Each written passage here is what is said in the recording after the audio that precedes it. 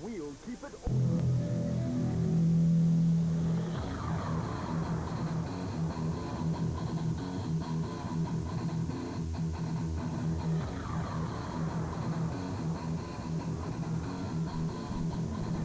This is the Sasol South African Rally Championship. So far this season, this battle belongs to the BP Ultimate Volkswagen squad, with 3 victories in 3 events. Jan Habig scored the first win in Natal, Ergen Fek and Stormke win in Cape Town, and Enzo Keen dominated in the forest of Mpumalanga. Early in May, the famous Sasol Rally lived up to its reputation of being rough and tough. To add another dimension to the mix, the heavens opened the night before, leaving the teams with a difficult choice of running on wet or dry tires. Wet tires have more grip, but puncture more easily. This gamble turned into a lottery, with many top crews falling prey to the puncture curse. After the carnage, which also claimed both Castrol Toyotas, it was up to Nicholas Ryan and Scott van Heerden and the Philips Toyota Runnix to wave the Toyota flag, and they did. The pairing finished third in only their third ever event behind the wheel of the S2000 Runnix.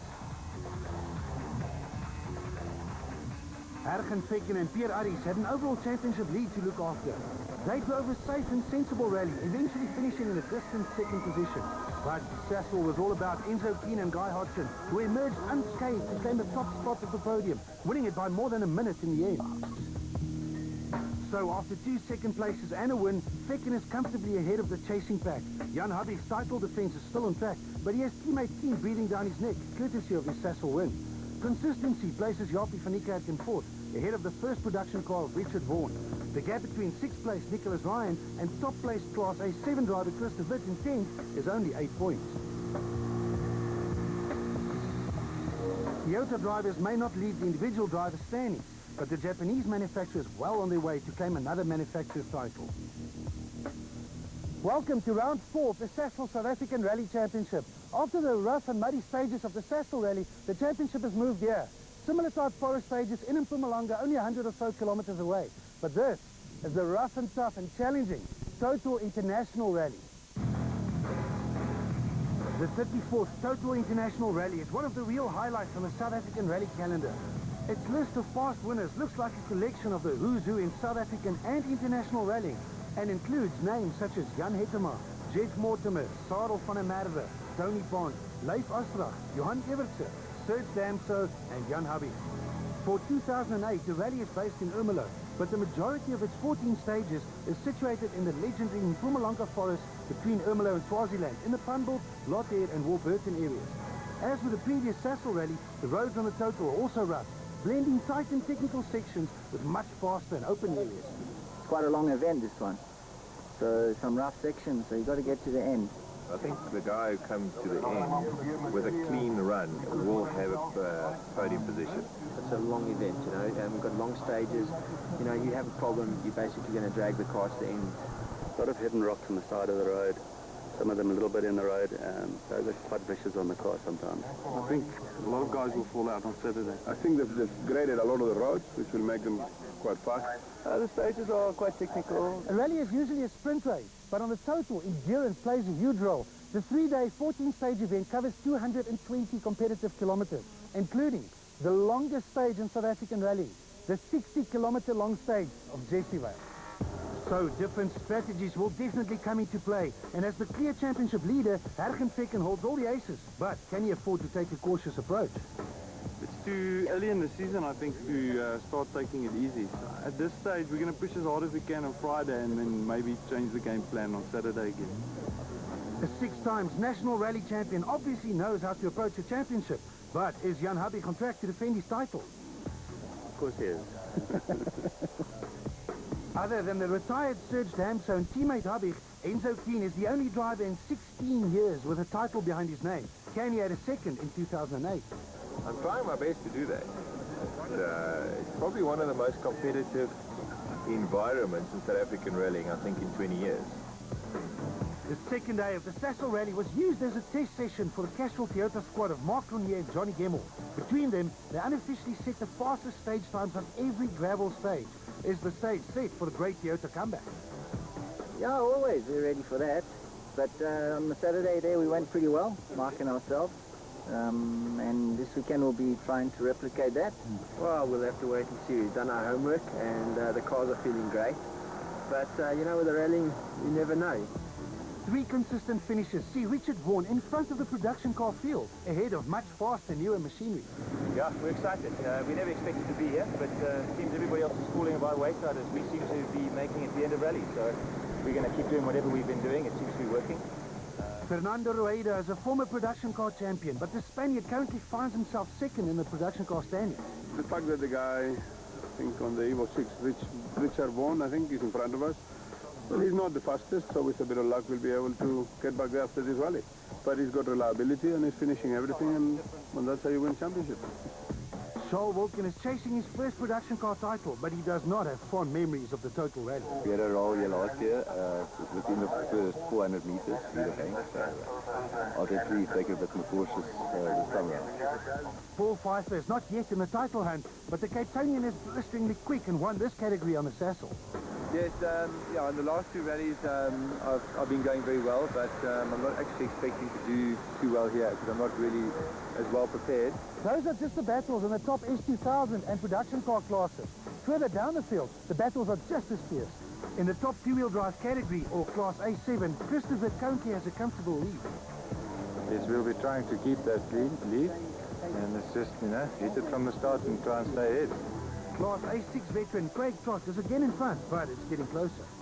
We had a nice lead off the first event and the second event.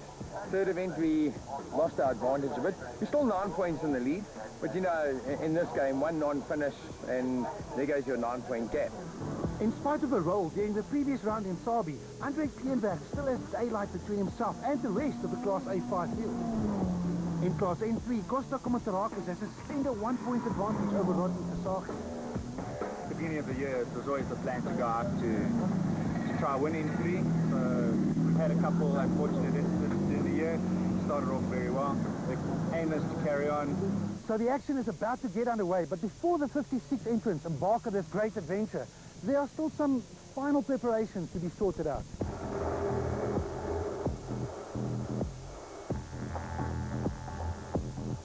All the rally cars first have to pass scrutineering, a technical check to ensure that every car conforms to its class regulations.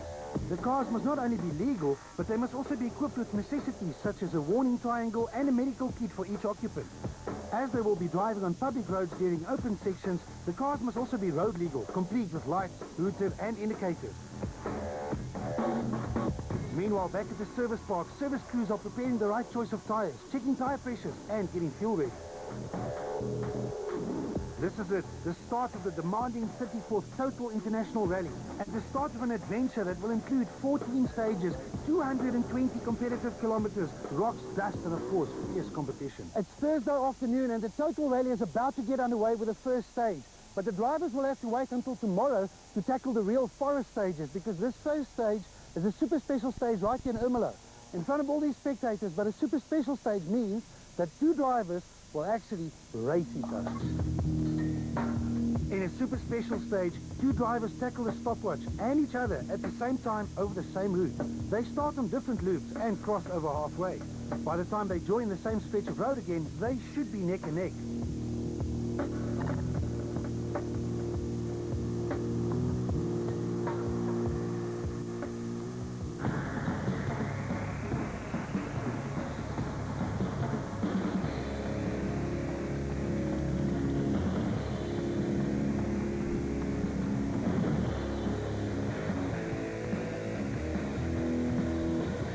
First up, BP Ultimate Volkswagen Polo versus Castrol Toyota Runnings.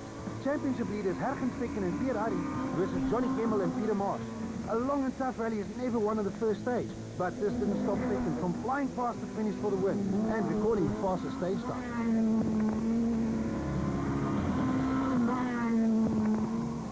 Another duel between arch rivals Volkswagen and Toyota, this time with Mark Clooney and Robert Paisley and Jan Habig and Douglas Judd behind the wheels. The pressure is on Clooney and Toyota to bring an end to Volkswagen's winning streak, and it started well with a 2-second victory over Habig on stage 1. This is the Total International Rally, and as Team Total's leading driver, JP Damso and navigator Kobus Frey had high hopes to bring an end to their string of bad luck, but they were up against Enzo Keen and Guy Hodgson. Keen took this one by 4 seconds. Another Toyota versus Volkswagen battle. Rising S2000 stars Nicholas Ryan and Schalk van Heerden in the Philips Toyota Ranix and John and Douglas Williams in the Guma Polo. This was a close one, with the Williams steering taking the win with a single second. Here goes Visser du Plessis and Gerard Snyman with the first of the N4 production cars. Jaapie van Niekerk and Robin Hout had heat trouble early on and couldn't match the excellent time set by the Pertex Subaru. If this race was anything to go by, Class N4 was going to be a tough battle throughout the event. Charles Wilkin and Greg Godrich in the Sasol Konica Minolta Subaru and Fernando Rueda and Dave Lefkowitz in the Team Total Evolution Mitsubishi Lancer. The time, 3 minutes and 11 seconds for both teams. The sun was setting over Ermelo while a thick dust cloud covered the entire area, but the action in front of the large crowd remained fast and furious. The big jump on the flyover was a popular spot for spectators, and with good reason.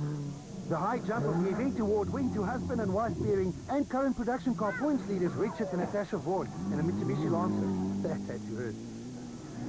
Absolutely, yeah, we've crunched the car a little bit, we've bent a few things, but we didn't have the benefit that some of the guys had last year and that experience in that stage, so we didn't know quite what to expect. So we hit it flat, expecting to a little bit off the ground, but yeah, it was big. We came down hard on the nose. Yeah, we're both suffering a little bit this morning from whiplash, so we've both got a bit of a sore neck, but yeah, we'll survive. The total rally was only 4 kilometers old, but the action was underway.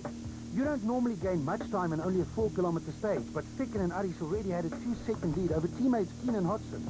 Toyota's challenge started well, with Mark Renier and Robert Paisley setting the third fastest time, ahead of JP Damson, Kobus Frey, and Johnny Gemmel and Peter Marsh. On the trot, without any service in between. So a problem on stage 2 would mean even bigger problems when it comes to stages 3 and 4. A few stumps on the, if you're off the road, but if you're off the road, it's your own fault. So no, I think certainly we take the first one easy, and then just see where we are in the competition. The first real stage of the total. At 11.2 kilometers, it's quite short, but it's also the start of 3 stages without any service in between. The idea is to go as fast as possible, but without taking any risks. It's a very fine line, and it normally takes years to find just the right balance. Fecken's strategy, however, was to attack from the word go. As current championship leaders, Fecken and Aris had the honor, or in most cases, the disadvantage of being the first car on the road. The BP Ultimate Polo would fulfill the role as road sweepers, sweeping the road clear for the drivers to follow. But this didn't seem to bother him too much, as he set the first benchmark time of 6 minutes and 52 seconds.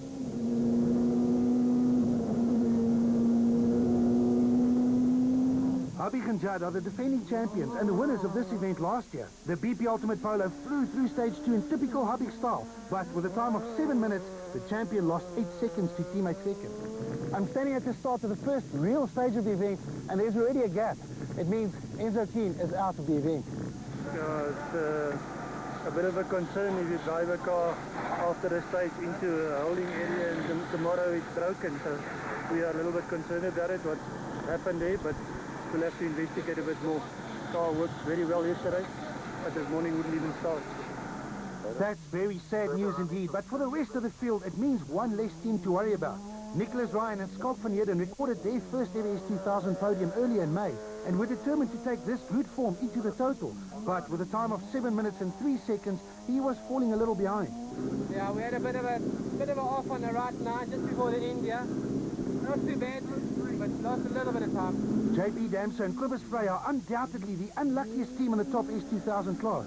The Cape Townian in his Team Total Evolution Ranix has shown rally-winning pace on every single event this season, and a time of 6 minutes and 57 seconds suggested that he was once again on the right track. The Sasol Konica Minolta Subaru of Charles Wilkin and Greg Godrich was the next car on the road, and the first of the class N4 production cars. Last year he didn't even make it to stage 2, but this time he recorded a good time of 7 minutes and 1 second. Loose 9, continue over flying finish. Sergeant to loose 9, yeah? Continue, turn to slow down. Here's the moment that Castle Toyota fans have been waiting for. Mark Rooney and Robert Paisley attacked the first stage of the day in their quest to bring an end to Volkswagen's domination. The time to beat is 6 minutes and 52 seconds. Cronier crosses the flying finish in a time of 6 minutes and 49 seconds. The fight is on. Johnny Gemmel and Peter Marsh clearly wanted to join this battle, but without taking too many risks early on. His time of 6 minutes and 57 seconds matched that of Damso and placed him right in the middle of the action. Yeah, not bad for the first time, all right. A little bit tricky, but okay. John and Father Douglas Williams were not going to be outdone and raced through stage 2 in the third fastest time of 6 minutes and 55 seconds. We've got 3 stages, one after each other, so we have to be a bit cautious, but we went for a very okay pace. So the S2000 battle was tight, but so was the N4 production car one. Paul Pfeiffer and Cindy Harding in the Nobili Mitsubishi Lancer were chasing the time of 7 minutes and 1 second set by Wilkin and matched it. And right 4 in. With a blistering stage time the night before, Visser du Plessis and Gerard Snyman were leading the production car battle, and amazingly, the Bertix Subaru crossed the flying finish in exactly the same time as both Wilkin and Pfeiffer. Yeah, well, I'm happy. Well, we're driving like whizzies. The car feels good for the first time. From the previous event, Hein Latergan and Johan van der Merwe joined the N4 battle in their Steve's Auto Clinic Subaru and recorded a time of, wait for it, 7 minutes and 1 second. Amazingly, all the top N4 runners recorded exactly the same time. Only 12 seconds separated the 10 fastest cars over stage 2. But more importantly for Cronje, his winning time moved him into second position overall, just 2 seconds behind second. Enzo Keen's name is noticeably missing from the leaderboard, allowing the rest of the S2000s to take up the top 6 times. And just look how competitive N4 is going to be, with 4 cars sharing the same time on stage 2. 2 more stages to go before the poor rally machinery can receive the necessary attention they deserve. Stages 3 and 4 were 14.1 and 11.2 kilometers respectively, and much of the same thing as stage 1, with long straights separated by 90-degree corners. Earlier rain left some standing mud around, enough to keep the drivers on their toes. Second and Aris were again the first ones on the road and set the target time of 8 minutes and 42 seconds. It was 11 seconds faster than teammates Habig and Judd, who were struggling with the gear ratios they chose in the DP Ultimate Polo. Pretty good chase, nothing exciting. Staying out of trouble. Trying to find a good rhythm. Castrol Toyota's Johnny Gemmell and Peter Marsh arrived at the end of stage 3 with a muddy car, but also with a fastest stage time of 8 minutes and 38 seconds, or 4 seconds faster than second. This is what Toyota fans were hoping for. Cronje and Paisley reached the end of stage 3 with a time of 8 minutes and 41 seconds, 3 seconds slower than teammate Gemmell, but more importantly, a single second faster than second. I don't know where we are at the moment, but we had a fairly clean run. We made a couple of mistakes. I bogged it in one of the corners. So we'll see. I think we must just keep a level head, eh? Well, this might be a long rally, but the guys are not taking it easy at all. There's only 1 second difference between Fecker in the lead and Cronje behind him, so Toyota is really taking the fight to them this time. Fecker responded by winning stage 4, but he only managed to stretch the lead to 6 seconds again. We're pushing very hard. It's very difficult. We're running in front, so I'm not really sure what the other guys are doing. So just giving it a very good pace. From here on, it was very clear that both the Toyotas of Cronje and Gemmell were on a mission to chase the flying Fecker down. So I'm happy. It was a bit of a rocky run. We was a bit untidy. Let's leave it at that. Habig and Judd were still not happy with their car, but maintained 4th overall at this crucial part of the event. John Williams is the youngest driver in S2000, but it didn't show at this point as the Guma Volkswagen Polo driver found good rhythm to race into 5th overall. Yeah, we're batting with the hairpins a little bit. I think it's very slippery, but on the faster stuff it seems perfect, so we've got to get a bit of setup between the two. Nicholas Ryan and Schalk van Heerden in the Philips Toyota Runix were setting top 10 stage times, but Ryan was slowly falling off the pace with a tiresome problem. A lot of power thing. I don't know, just as long as I'm finished. JP Damso and Kobus Frey were fast, very fast in fact. The Total Evolution Runix set the 4th fastest time in stage 3 and went 2 better in stage 4. Was it not for a 30-second penalty they incurred for leaving the service park 3 minutes late, they would have been in 4th overall, but instead they were way further down and had a lot of time to make up. We had a clean run in that stage now. Time's alright, but saw a couple of cars coming behind us. Now we're getting into it, so let's keep it going like that. The Class N4 battle had all the makings of an epic one. And only his second event behind the wheel of the Steve's Auto Clinic Subaru, Hein Latergan raced into a slim lead and 6 overall after stage 4. The Bertix Subaru of du Plessis and Snyman was only 4 seconds adrift, followed by the Sasol Konica Minolta Subaru of Wilkin and Godrich, a further 3 seconds back. Yeah, I think the road will definitely clean up a bit towards the back, so the other guys running 14s and 15s will be full. Fernando Rueda and Dave Lefkowitz were just outside the top 10, but the Team Total Mitsubishi Lancer was only a few seconds away from joining the N4 production car battle. Japie van Niekerk and Robin Houghton were starting to get to grips with their S2000 Castrol Toyota Runnings and set top 10 stage times in both stages 3 and 4. But with the pace as hot as it was, they were still outside the top 10. Yeah, there we are. So for 3 tough stages without service, the cars, drivers and navigators worked hard. At the first real service of the day, it was time for the service crews to jump in. It was also time to catch a breath and plan strategies for the rest of the day, which still had 5 stages. Fekken's strategy was no doubt to build on his 6-second lead, while Cronje and Gemmel planned on closing it down. Although JP Damse's name was fourth, he was still facing a 30-second penalty, dropping him right down the leaderboard. Habig was still within striking distance, and there was very little between the leading N4 drivers. The Total International Rally waits for no one, and soon after service, the action continued with stages 5 and 6, again with no service in between. The seesaw battle between Fekken and the charging Toyotas also continued. Firstly, Fekken and Aris won stage 5, stretching their lead to 12 seconds, only for Cronje and Gemmel to jointly set the fastest time on stage 6, again bringing the lead down to only 7 seconds. Class N4 produced the same seesaw battle. Hein Latergan and Johan van der Merwe in the Steve's Auto Clinic Subaru entered this group of stages with a 4-second lead over the Visser Du Plessis and Gerard Snyman's Vertex Subaru. Du Plessis took 2 seconds in stage 5 and another 5 seconds in stage 6, and in the process took the overall production car lead from Latergan, with Wilken lurking only a few seconds behind. Yeah, the battle is tough. This is not a stage where I wanted to go fast and I didn't, but the time is there. On to stages 7 and 8, which were repeats of stages 2 and 3. The drivers would now all be familiar with these roads, and as road sweeping was no longer part of the equation, the times would be considerably quicker than earlier in the day. Cronje and Paisley won their 3rd stage of the event on stage 7, taking another second from Fekken and Aris, and shrinking the lead back to 6 seconds again, the same it was before risking life and limb over these past 3 stages. But as always, Fekken and Aris had an answer and set the fastest time on stage 8, albeit by only 2 seconds. And all this time, Gemmel and Marsh were peeping over their shoulders, just over 20 seconds behind, and waiting for either one to make a mistake. In Class N4, it got even closer and closer. After stage 7, Latergan and Du Plessis were tied for the lead, but a quick time from Wilken in stage 8 made it a 3-way fight. He overtook Latergan and got to within 3 seconds of the Du Plessis lead. The total rally had 56 entries, with great battles all the way down the field.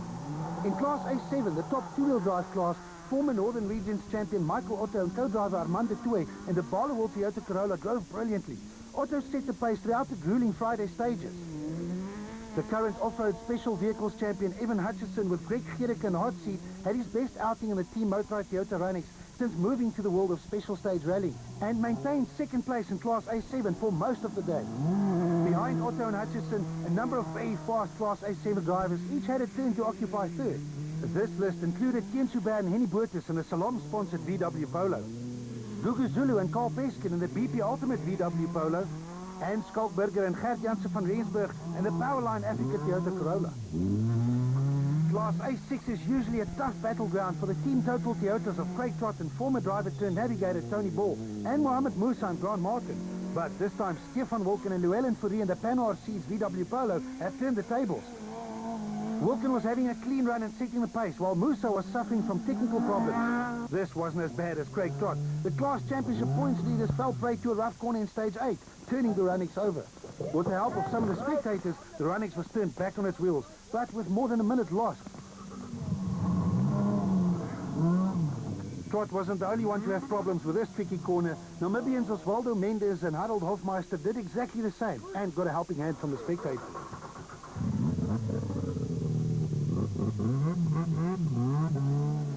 Behind Wilken, there was a fantastic battle going on between Jose de Gouveia and Johan Oukamp in the friendly Grosser Toyota Corolla, and the brothers Nico and Gert Nienaber in a similar Power Force hydraulic sponsored machine. As with the top classes, there were only seconds separating these two. Class A5 for 1300 and 1400 Toyota Tazes, Yaris's and Volkswagen City Golfs is the training ground for future stars. Andre Kleinwerk and Des de Fortier and their BP Ultimate City Golf are usually the ones to catch, but it was Steve Mearns and Kieran Noonan who set the initial pace in their multi-purpose cement Toyota Taz. Unfortunately for Mearns, the engine in his Taz expired during stage 3. Dave Compton and Paul Leslie scored their first class win during the previous round in the Sasol Toyota Yaris, and things were looking good halfway through the Friday when they held the Class A5 lead in front of Keenberg and the Team Techwood Toyota Taz of Chad Conradi and Ian Rabe. As in the three previous events, Class N3 was once again a straight fight between the Team Total Toyota Runix of Rodney Versage and Catalin Swan, the similar machine of Costa Komatarakis and new navigator Louw Zietsman, the Sasol Toyota Runix of Etienne de Toey and Patrick Vermaak, and the Team Ford Racing Fiesta ST of Etienne Lawrence and Alvin Coetzee. De Toey set the initial pace before being overtaken by Komatarakis. His lead only lasted for 2 stages before being wheeled in by Rodney Versage. Through all of this, the Ford of Lawrence was never far away. Unfortunately, Class N2 was again a one-man show with husband and wife Rian and Hestrie Erasmus the only entrants. They were still in it and driving fast. It's late Friday afternoon. The guys are heading out to the last gravel stage of the day, and there's absolutely nothing in it. 6 seconds in Class S2000, only 3 seconds in production cars. So the guys are trying their very best, but their best doesn't seem to be good enough. So what is it going to take to open up a gap? Well, I don't know. Look, there's a lot of stage kilometers tomorrow, so maybe the 60 Ks will break it. Just do what I did this morning. Remember I told you I wasn't going fast? I was just driving nice and clean. And Gerard tells me that I'm just making mistakes. I'm trying to be faster. This was the last chance of the Friday for any of the drivers and all the classes to try and get some daylight between themselves before returning to Ermelo for the overnight race. Stage 9 was 17.5 kilometers long and set next to a lake on a beautiful Torderia farm, but it had an ominous feeling about it. So it's very tight up to now, but there's a funny feeling in the air that things might change on this stage, stage 9, the last stage of the day. There's apparently a lot of dust around, and as you can see, no wind to blow the dust away. So things might just change here. We could see a gap at the end of this stage. I'm hoping that we're going to have a bigger dust gap going into this stage. As you can see, it's quite dusty. We said earlier that sweeping the road is almost always a disadvantage. It is impossible to say how much of a disadvantage, as it depends on the surface, but the drivers talk about a good 4 or 5 seconds per stage. This emphasizes just how fast Fecken was on the first 8 stages of the total rally. While on this stage, Fecken and Aries were rewarded for being first on the road all day, as first is exactly where you wanted to be. The BP Ultimate Polo blitzed through the 17.5 kilometers in a time of 13 minutes and 7 seconds. Everyone wondered what it was going to take to try and break the deadlock, and the answer was dust. Behind the flying Fecken, gaps started to appear. The left pole.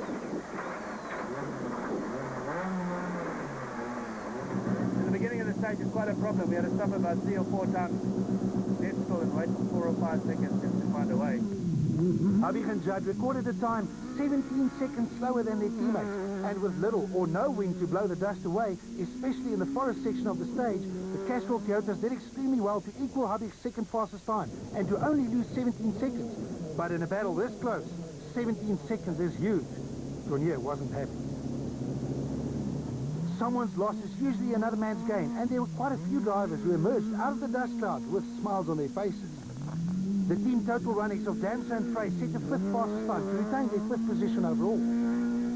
Wilken and Godrich managed to record the 6th fastest time in the Sasol Konica Minolta Subaru to jump from 8th to 6th overall. More importantly, he turned a 3-second Class N4 deficit into a 15-second lead. Fernando Rueda's Team Total Mitsubishi Lancer also moved up from 10th to 8th overall and 2nd in class. That was not fun at all. Keep passing. Early Class N4 leaders Visser du Plessis and Hein Latergan were most affected. The Pertex Subaru lost half a minute to Wilken, but this wasn't as bad as the Steve's Auto Clinic Subaru of Hein Latergan, who got stuck on the side of the road and lost 13 minutes. It was a sad end to a great drive. On its bottom, so we were stuck there for 13 minutes, so that's our rally. One stage later, and the leaderboard suddenly had a very different look about it. Fecken was still in front, but for the first time in more than a day and after 100 kilometers of special stage rallying, the lead reached double figures. 8 seconds suddenly became 25 seconds. Both Castrol Toyotas were still in podium positions, while Habig, Damso and Williams were not really within striking distance anymore. In Class N4, Wilken and Rueda gained positions while Du Plessis dropped down from 1st to 3rd. Michael Otto held on to his great Class A7 lead, while Evan Hutchison dropped off the class leaderboard and the experience of Chris de Wit moved him into 3rd. Stefan Walken was still the Class A6 leader, with Nienaber moving past the Corolla of de Gouveia for second. The experience of former S2000 driver Etienne Laurens really showed in Class N3 when he used the dust to jump from 4th to 1st in class. In Class A5, Andre Kleenberg also made use of the opportunity to take the class lead, while former leader Compton retired.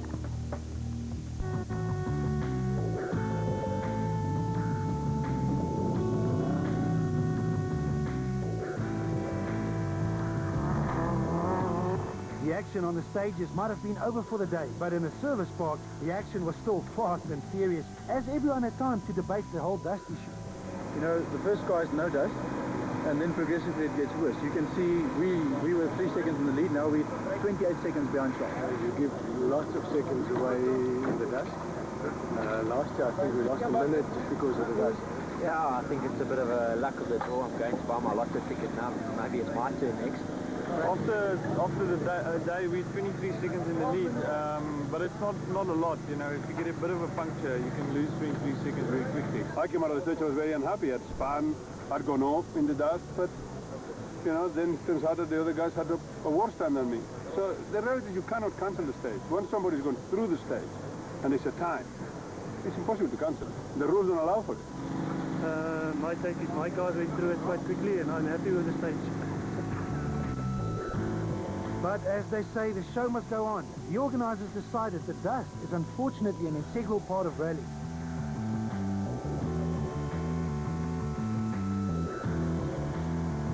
Day of the total international rally, and as predicted, stage 9, the last stage of day 1, unfortunately took the sting out of the fight. But this is the day of the infamous Jezebel stage. 60 kilometers, by far the longest stage in South African rally. And in 60 Ks, anything can happen. I'm quite confident that we can still make up a bit of time. We're not sure how much, so we'll have to take it. Yeah, it pans out. Yeah, it's better to start the day in the lead than behind, but it's going to be a long and tough day. I actually don't want to make a prediction. You know, I'm going to see what happens. A rally is very different from circuit racing. Unlike circuit racing where the guys race each other, the race in a rally is against the stopwatch. In rallying, there are so many more dimensions to take into account because except for the repeated stages, every corner and piece of dirt road is different. Rallying is scary stuff, considering that these guys drive flat out at speeds of up to 200 kilometers an hour over blind crests, on loose and rough dirt roads with obstacles sometimes only centimeters away, past spectators, and that in monster machinery that can cost in excess of $1 million. But exactly how does it work? The key words are time and stopwatch. The rally consists of a long route that needs to be completed by every crew. In the total rally, the route is almost 800 kilometers long. This route is divided in special stages where the teams drive flat out to record the fastest times, and open sections where they have to obey the normal rules of the road. It's the total time of all the special stages that determines the winner. And those are just some of the aspects to take into account from a team's point of view. Arrangements before the start and during each rally are just as complicated for the organisers. The organising club has to plan the rally route months in advance and negotiate the use of it with the respective landowners. Spectator spots are chosen, maps are drawn up, the pace notes are created for the teams, and the entire route is arrowed. Before the start of each stage, 2 vehicles called the 0 and 00 cars drive over the stage to ensure that it's clear that the spectators are safe and that all the marshals are in place. Now it's up to the marshals to keep track of the rally and especially all the time control areas. A single second on the wrong side of a minute can have serious consequences, so everything is recorded on hundreds of time cards.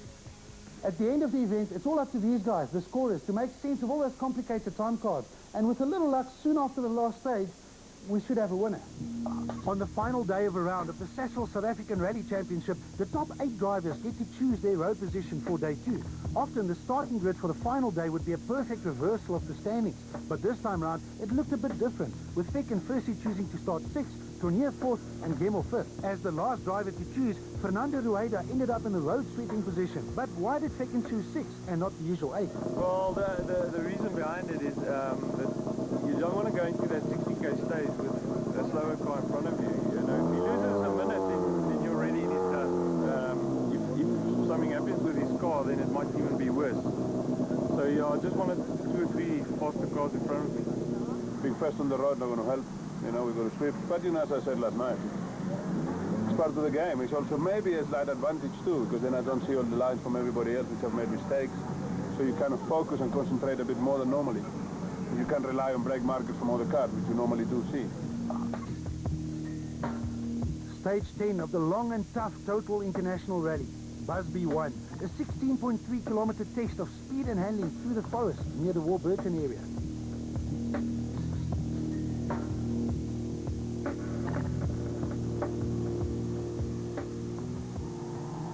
Fernando Rueda and Dave Leskovich were the first ones to taste Saturday stages in the Team Total Evolution Mitsubishi Lancer. And as always, the Spaniard's strategy was to attack. He was only 16 seconds off Wilkins' class lead and drove hard on stages 10 and 11. Next on the road, the father and son combination of John and Doug Williams. Williams was on course for one of his best results ever and got the Guma Polo safely to the end of both stages 10 and 11. Again, 2 stages on the trot without any servicing. I think they just start. We overshot and got stuck between 2 trees and the BP Ultimate Polo of Jan Habig and Douglas Judd were next on the road, and after changing the gearbox the night before, the champions were hoping for an additional dash of speed on the final day of the Total. Then came Mark Tournier and Robert Paisley in the Castrol Toyota Runnix. Tournier was 25 seconds away from Peckin's lead, and although he was not feeling well, he managed to drive like a man possessed to win his 4th stage of the event, on stage 10 to close the gap by another 6 seconds. We need to get the pace back on so that we can get the other guys pushing as well, and hope the best as they start trashing their cars. Johnny Gemmel and Peter Marsh on the next Castrol Toyota Runnix started the day 42 seconds behind the leaders and probably decided to settle for 3rd and not to take any chances. The strategy in the BP Ultimate Polo of Hergen Fecken and Pierre Aris was to win the rally, and to win it, you need to win stages. They lost 6 seconds to the charging Tournier in stage 10, but immediately answered by taking 4 of those precious seconds back on stage 11. The Team Total Evolution Toyota Runnix of JP Damso and Cobus Spray started the day in 5th, but Damso has shown that he has the pace, and a podium position was less than a minute away. He passed Habig for 4th and completed these 2 stages just 31 seconds from the podium. I'm quite surprised our time on the stage because we didn't have a good stage at all. Maybe they also had a bit of a problem there. Then came Saul Wilken and Greg Godridge in the Sasol Konica Minolta Subaru. A steady and calculated drive saw them emerge as the production car leaders, and a production car win on the Total Rally would do wonders for their championship aspirations. On stages 10 and 11, Wilken managed to stretch his production car lead from 16 to 25 seconds. That's starting the next stage, but we've just heard he's got a serious misfire. You can see the smoke pouring out of his exhaust. The fast pace set by Duplessis and Snyman early on has turned into somewhat of a nightmare. But despite smoking and having a serious misfire, the Pertex Subaru was still going and on course for some valuable championship points, provided that the engine lasted. I can't even get out of a hairpin in 1st gear. Jaapie van die Kerk and Robin Houston were driving steady and managed to crawl their way into the top 10 for the first time, after Nicholas Ryan and Schalk van Heerden in the Philips Toyota Runnix lost around 4 minutes in stage 11. Couldn't stop the car quickly up on the right 8 and then got stuck with a big piece of rock in front of us. Couldn't reverse. I had to move it out the way. This is one of the most anticipated moments in South African rallying, the running of the infamous Stage 12 at Jessyville. At 60 kilometers long, the longest stage in South African special stage rallying. Drive fast, risk a puncture or other problems, and lose minutes. Or drive cautiously and run the risk of somebody beating you by a minute.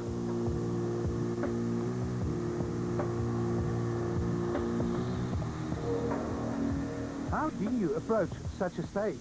Who better than 10 times South African rally champion and legend Serge Damso to answer this question? Well, it's quite a mindset to that 60 kilometers, and you have to attack it from the start anyway, because if you take it too easy, you might lose out too. So, and drive on the road, basically, that's what you have to do. As quick as possible and stay on the road. The production car battle was between Rueda and Wilken, with Rueda charging hard to try and close the gap, and Wilken defending his comfortable class lead.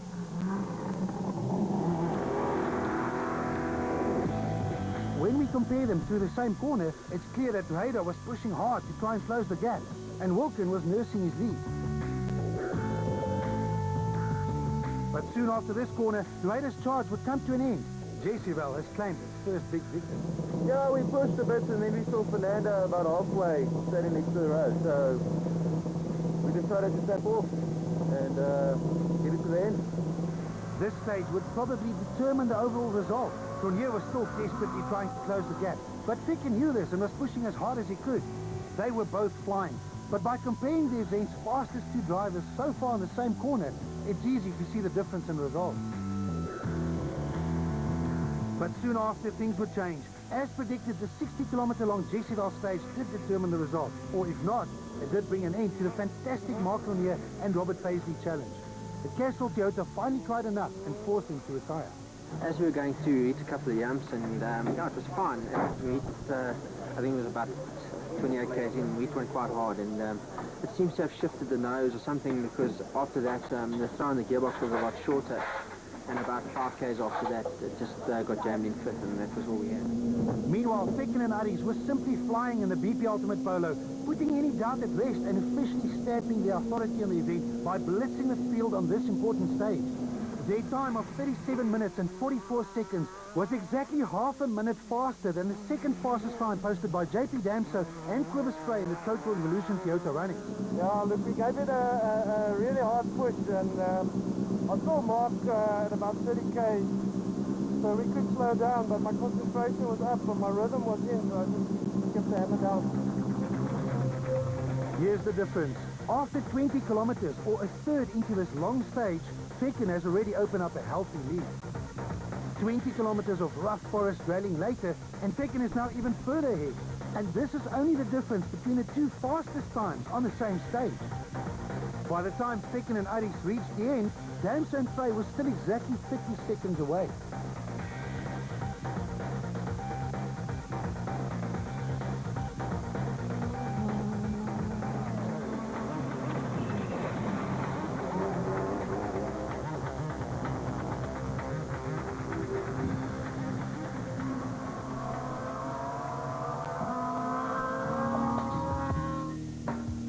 After the grueling 60 kilometers of Jesseval, the leaderboard looked very different compared to only one stage earlier.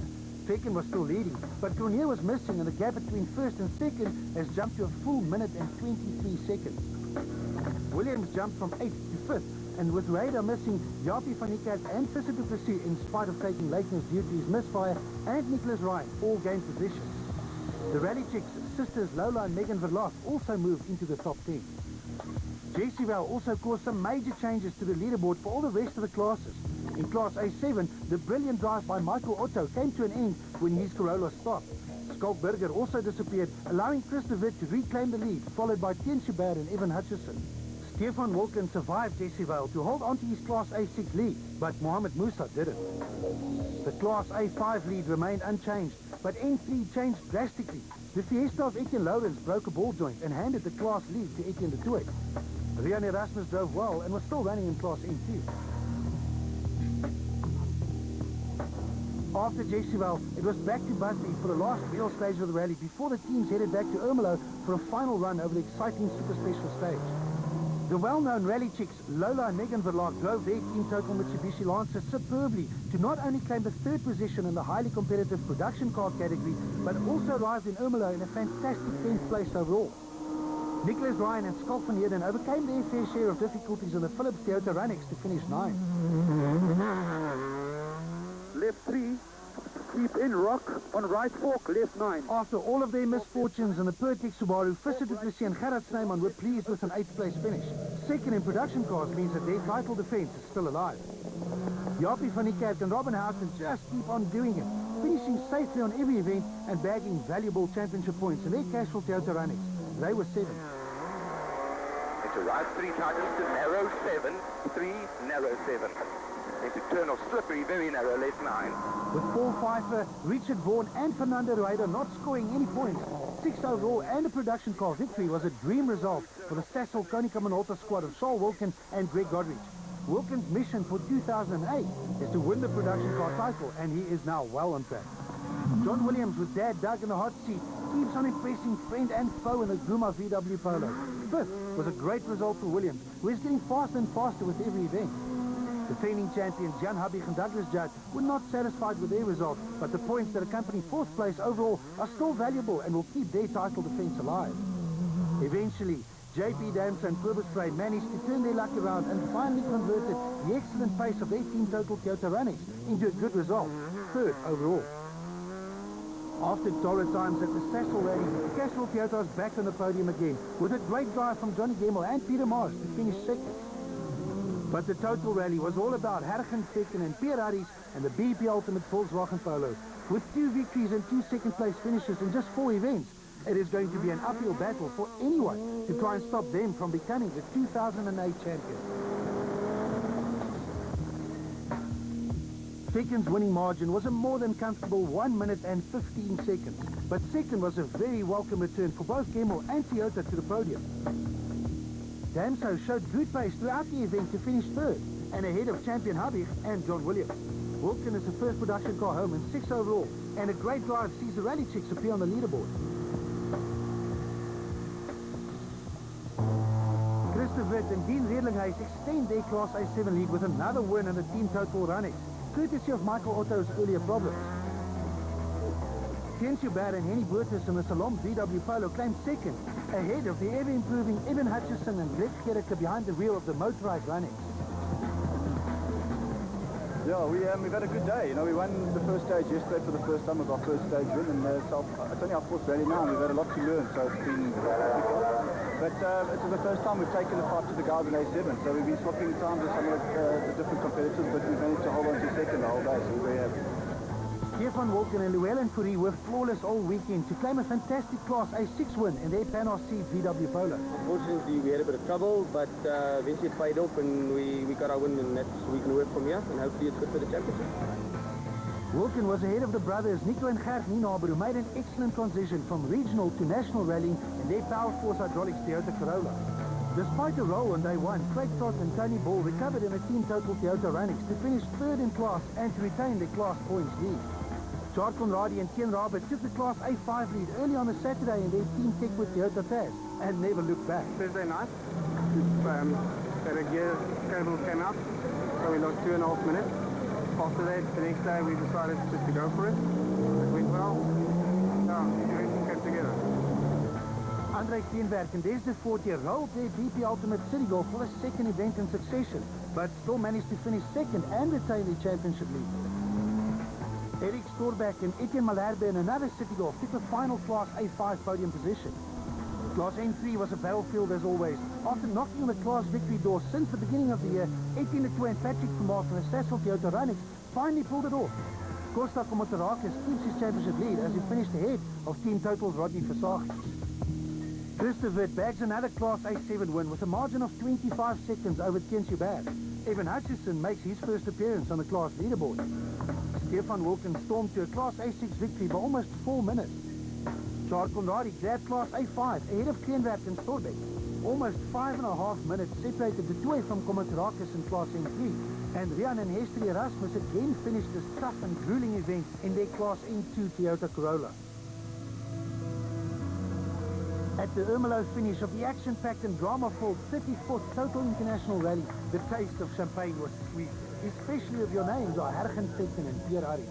So we had a 23-second lead this morning. It wasn't enough for the 60k stage, but I pushed really hard in the 60k stage, and we took a lot of time from everybody, so everything went well.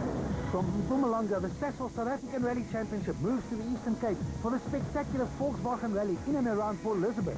Historically, Toyota has dominated in Volkswagen's backyard, but the Volkswagen camp is currently on a winning streak of note. Either way, it will be a battle of epic proportions. The Volkswagen Rally also takes in a number of tar stages around the Eastern Cape, as well as some scary and fast stuff in the infamous Longmore Forest. See you on the 11th of July at the Volkswagen Rally, round 5 of the Sasol South African Rally Championship.